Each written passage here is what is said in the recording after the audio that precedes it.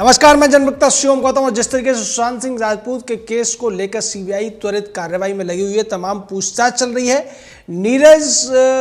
नाम का व्यक्ति हो जो कि कुक था सुशांत सिंह राजपूत का, या फिर सिद्धार्थ पिठानी नाम का उसका तथाकथित दोस्त हो, इसके अलावा दीपेश सावंत और दूसरा जो केशव नाम का व्यक्ति है, इन सभी से 4-6 बार पूछताछ हो चुकी है। कई घंटों की पूछताछ के बाद अब संदीप सिंह का नंबर भी आने वाला है, रिया चक्रवर्ती का भी नंबर आने वाला है। लेकिन अब इस मामले में एक बड़ा खुलासा ये हो रहा है कि ये जो चारों व्यक्ति हैं, चाहे नीरज हो या फिर केशव या दीपेश सावंत या फिर ये सिद्धार्थ पिठानी, ये जो कुछ बोल रहे हैं उनकी बातों में सच्चाई कम है, झूठ ज़्यादा है, चीज़ों को छिपाने की कोशिश ज़्यादा हो रही है। अब इसको सीबीआई ने पकड़ लिया है। ऐसा लगता है कि सीबीआई के सामने ये सभी लोग अपने अपने कबूलनामे करते हुए नजर आ रहे हैं, क्योंकि उनसे जब बार बार एक ही चीज़ पूछी जा रही है, उससे पता चलता है कि किस तरीके से चाहे दीपेश हो, सिद्धार्थ पिठानी हो या नीरज हो, ये सभी रिया चक्रवर्ती से जुड़े हुए हैं। और सैमुअल मिरांडा जो इसमें एक बड़ा अपराधी के तौर पर सामने आ रहा है। सैमुअल मिरांडा दीपक सावंत और सिद्धार्थ पिठानी के साथ रिया चक्रवर्ती की बहुत ज़्यादा क्लोजनेस है। सैमुअल मिरांडा को रखवाया ही रिया चक्रवर्ती ने था, और यही वजह है कि चाहे दीपेश सावंत भी इस बात को स्वीकार कर रहा है कि रिया चक्रवर्ती उससे ड्रग्स को मंगवाने का काम करती थी, ड्रग्स के इंतजाम की बात करती थी, वही बात वो सैमुअल मिरांडा से करती है। दूसरी तरफ गौरव आर्य नाम का एक जो व्यक्ति है, जिसको लेकर डॉक्टर सुब्रमण्यम स्वामी ने कहा था कि मौत से एक दिन पहले उसकी मुलाकात हुई थी सुशांत सिंह राजपूत के साथ में, उसके साथ भी रिया चक्रवर्ती की तमाम चैट सामने आ गई है, जिसमें ड्रग वाला एंगल पूरी तरीके से क्लियर होता हुआ दिखाई दे रहा है। और उसमें वो गांजे के तेल की भी मांग कर रही है, जिसको लेकर कहा जा रहा है कि वो भी सुशांत सिंह राजपूत को उसको देने की आदत डाली गई थी रिया चक्रवर्ती के द्वारा। और इसके द्वारा ऐसा लगता है कि कहीं ना कहीं ड्रग्स के माध्यम से इन लोगों ने मिलकर सुशांत सिंह राजपूत को रास्ते से हटाने का काम किया है। अब इसको लेकर एनसीबी यानी कि नारकोटिक्स कंट्रोल ब्यूरो ने भी केस दर्ज कर लिया रिया चक्रवर्ती, सिद्धार्थ पिठानी और सैमुअल मिरांडा के खिलाफ, कि किस तरीके से इन लोगों ने प्रतिबंधित दवाओं का इस्तेमाल किया और उन दवाओं को सुशांत सिंह राजपूत को दिया गया, जिसकी पुष्टि नीरज ने भी कर दी। और उसने कहा कि उस दिन जिस दिन मौत हुई थी सुशांत सिंह राजपूत की, उस दिन वो दवाओं वाला या ड्रग्स वाला जो डब्बा था खाली था। उससे पहले उसने बताया था कि किस तरीके से वो सिगरेट बनाने का काम करता था। तो इस तरीके की खबरें आने के बाद अब रिया चक्रवर्ती का बचना लगभग मुश्किल लग रहा है। और वही दूसरी तरफ इस पूरी खबर के बाद में और जिस तरीके से सीबीआई की जांच चल रही है, आज जब सोनिया गांधी के साथ उद्धव ठाकरे की मीटिंग हुई थी, उस मीटिंग में भी उद्धव ठाकरे यही बात को इशारों में कहते हुए नजर आ रहे थे। और उन्होंने ये कहने की कोशिश की थी कि हम सभी को मिलकर केंद्र सरकार के साथ में मजबूती से खड़ा होना चाहिए, अन्यथा हम अगर अकेले रहेंगे तो हमारे ऊपर परेशानी आएंगी, और अगर हम मिल जाएंगे तो आपत्तियां हमसे डरेंगी। ये कहते हुए उद्धव ठाकरे दिखाई दे रहे हैं ममता बनर्जी के साथ में, जिसका सीधा मतलब है कि उद्धव ठाकरे इस मीटिंग को भी अपने बचाव के लिए एक हथियार के तौर पर इस्तेमाल करते हुए नजर आ रहे थे। क्योंकि इस पूरे मामले में मुंबई पुलिस के ऊपर सवाल उठ रहे हैं, मुंबई के अस्पताल प्रशासन के ऊपर सवाल उठ रहे हैं,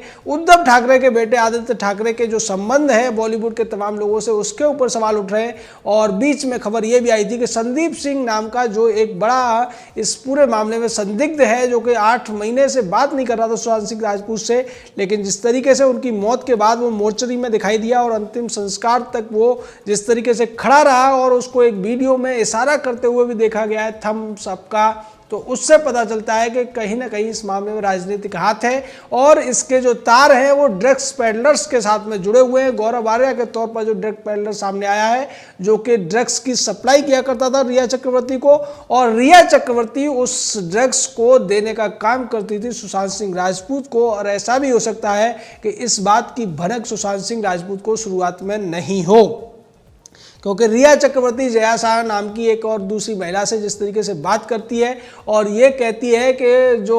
MDMA नाम की जो दवा है या जो ड्रग्स है, उसको 3-4 बूंदें डालकर दे दो और उसका असर देखो, ये सारी चीज़ें भी अब सीबीआई ने नोट कर लिया। और सीबीआई ने जया शाह और रिया चक्रवर्ती को भी बुलाया है। दूसरी तरफ एक और जो PR एजेंसी थी, उसको लेकर 65 लाख की इवेंट की एक घटना हुई थी, और उसमें पैसा दिया था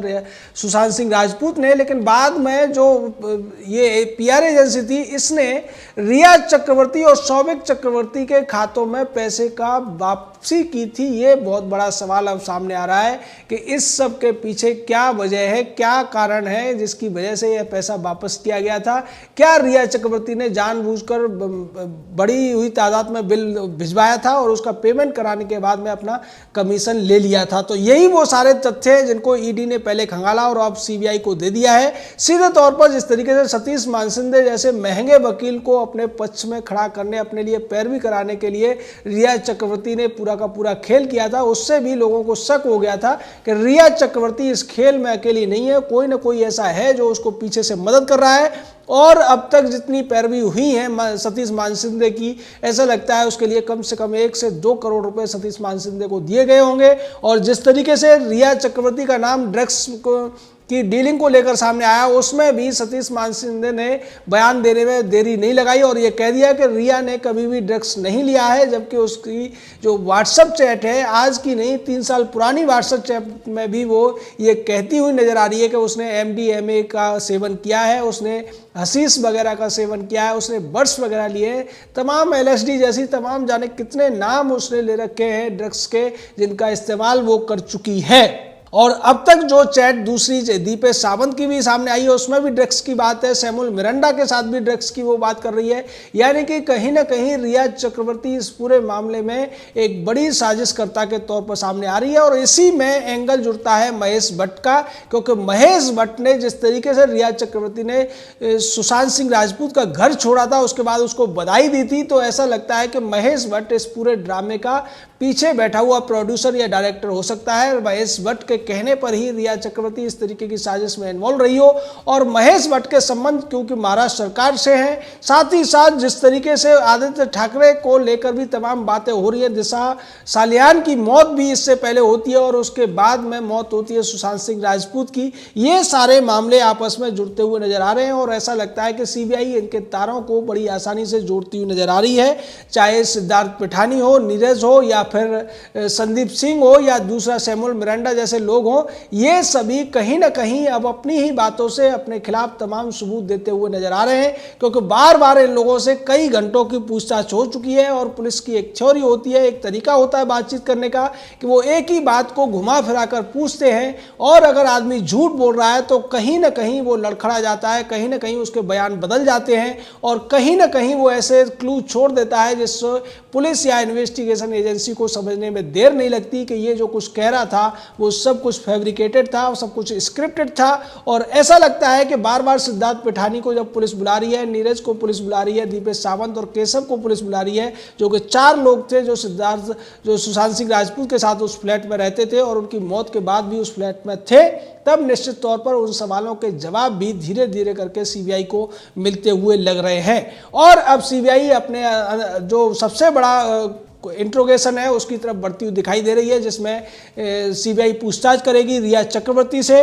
उसके अलावा सैमुअल मिरांडा से, संदीप सिंह से और भी जो तमाम लोग हैं जिनकी कहानी सामने आई है, उन सभी से पहले अलग अलग तौर पर पूछताछ की जाएगी और उसके बाद उन सभी को सामने बिठाकर जब पूछताछ होगी तो जल्द ही आने वाले कुछ ही दिनों में इस पूरे केस से पर्दा उठ जाएगा। क्योंकि अब ऐसा लग रहा है कि रिया चक्रवर्ती के खिलाफ पर्याप्त सबूत जुटा लिए है सीबीआई ने और अगर रिया फंसती है, रिया भी बोलेगी तो निश्चित तौर पर महाराष्ट्र सरकार के कई ऐसे नाम से चेहरे से नकाब उतरेंगे जो अब तक इस मामले में पीछे रहकर इस मामले में लिपापोती कराने का काम कर रहे थे। मुंबई पुलिस का जिस तरीके से अभिषेक त्रिमुखे नाम का डीसीपी इस पूरे मामले में दिलचस्पी ले रहा था, उसके ऊपर जांच की सुई पहुंच चुकी है। मुंबई पुलिस के तमाम जो अधिकारी या पुलिस वाले इस मामले को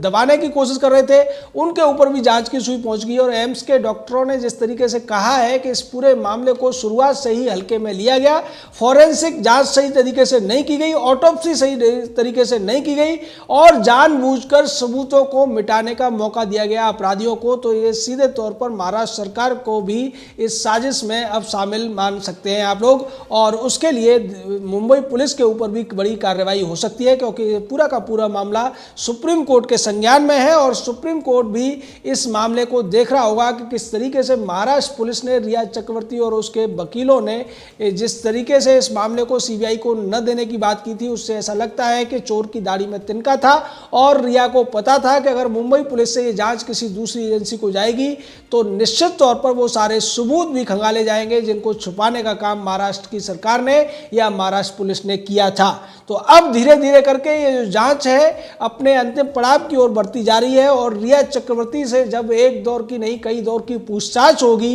और फिर रिया चक्रवर्ती को चाहे सिद्धार्थ पिठानी हो या फिर नीरज या दीपेश सावंत या फिर सैमुअल मिरांडा और दूसरे जो आरोपी हैं उनके साथ बिठाकर पूछताछ की जाएगी, तब निश्चित तौर पर महेश भट्ट की ये बहुत ज़्यादा प्रिय शिष्या अपने सारे राज खोल देगी और पता चलेगा कि इसमें बेबी पेंगुइन शामिल है, महेश भट्ट शामिल है और भी तमाम ऐसे लोग हैं जिनके नाम अभी तक खुलकर सामने नहीं आए हैं। लेकिन इतना निश्चित है कि सीबीआई के ऊपर आप भरोसा कर सकते हैं, अपराधियों को सजा जरूर मिलेगी और इस पूरे मामले का सच भी बाहर निकल कर आएगा। जय हिंद, जय भारत।